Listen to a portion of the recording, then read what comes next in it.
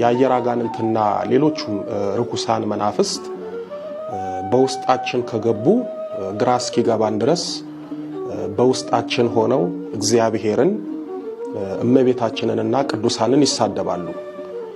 እዚህ ላይ ሆን ብለው ከውስጣቸው የተረፈውን ባንደበታቸው እግዚአብሔርን እመቤታችንን ቅዱሳንን የሚሳደቡትን አንመለከትም።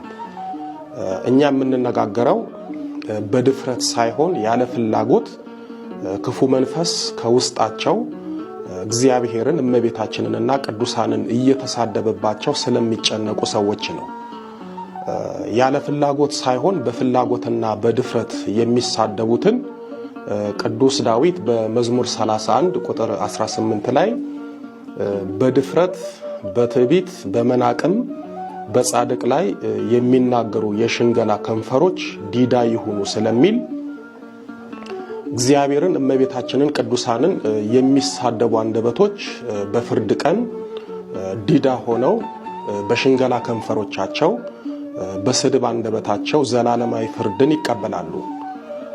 በመጽሐፍ ምሳሌ በምዕራፍ 21 ቁጥር 23 ላይ አፉንና ምላሱን የሚጠብቅ ነፍሱን ከመከራ ይጠብቃል ተብሎ ተጽፏል።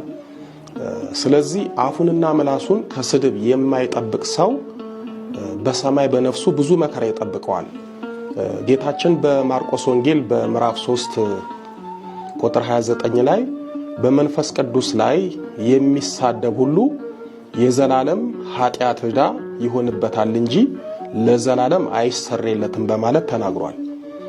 እዚህ ላይ መንፈስ ቅዱስን የተሳደበ ተባለ እንጂ መንፈስ ቅዱስ ሲባል መንፈስ ቅዱስ ከአብና ከወልድ ጋራ በአገዛዝ በስልጣን በህልውና በመለኮት አንድ ስለሆነ በዚህ አንቀጽ መንፈስ ቅዱስ ሲባል አብንና ወልድን ጨምሮ ነው ወይም ደግሞ እግዚአብሔርን ነው። ስለዚህ አብ ወልድና መንፈስ ቅዱስን ወይም እግዚአብሔርን ሆን ብሎ የሚሳደብ ሰው ኃጢአቱ አይሰረይለትም ማለት ነው። እኛ ግን በአንደበታቸው ስድብን የማይናገሩ ግን በውስጣቸው ስድብን እየሰሙ ራሳቸው የተሳደቡ እየመሰላቸው ስለሚጨነቁ የቤተ ክርስቲያን ልጆች እንነጋገራለን። የቅዱሳን አምላክ ልዑል እግዚአብሔር በቸርነቱ ይርዳን። እስኪ ብዙዎቻችን የምንቸገርበትና የራሳችን ሐሳብ እስኪመስለን ድረስ የምንሰቃይበትን ከክፉ መናፍስት ወገን ስለሆነው ስለሚያሰቃየን ስለ አየር አጋንንት የፈተና ስልት እንመልከት። አጋንንት በጌታ ሰው መሆን ወይም ስጋ መልበስ ላይ መጠራጠርን ያሳድርባቸዋል። ሰው መሆኑም እውነት እንዳይመስላችሁ ያደርጋል። እመቤታችንን እውን በድንግልና ነው የወለደችው ብሎ ጥርጥር ያጭርባችኋል። እመቤታችን አታማልድም እያለ ይታገላችኋል። የወለላይቱ እመቤት ልጆች ክፉ መንፈስ በተለይም የአየር አጋንንት የተባለው አንዱና ትልቁ ስራው ከውስጥ ሆኖ ክፉ ሐሳብን ማመንጨት፣ ክፉ ሐሳብን ወደ ህሊናና ወደ ልቦና መርጨትና ከዛ በዛ ክፉ ሐሳብ ነፍስና ስጋን ማስጨነቅና ማሳቀቅ ነው። በውስጥ ያለ ክፉ መንፈስ በተለይ እንደ አየር አጋንንት ያለ ልትቆጣጠሩት በማትችሉት ክፉ ሐሳብ ከውስጣችሁ ሆኖ እግዚአብሔርን ይሳደባል። እናንተም ይህ ውስጣዊ የአጋንንት ስድብ ከናንተ ወይም ከራሳችሁ ከልባችሁ አመንጭታችሁ የተሳደባችሁ ይመስላችኋል። በዚህም ከመጨነቃችሁ የተነሳ ድንግጥ ትላላችሁ። አንዳንዱ በድንጋጤ ድርቅ ይላል። በተለይ በመድኃኔዓለምና በእመቤታችን ላይ ከውስጣችሁ ጸያፍ ነገር የሚናገር ድምጽ ትሰማላችሁ። እንኳን እናንተ ልትናገሩት ልትሰሙት የሚቀፋችሁን ስድብ ከውስጥ ይሳደባል።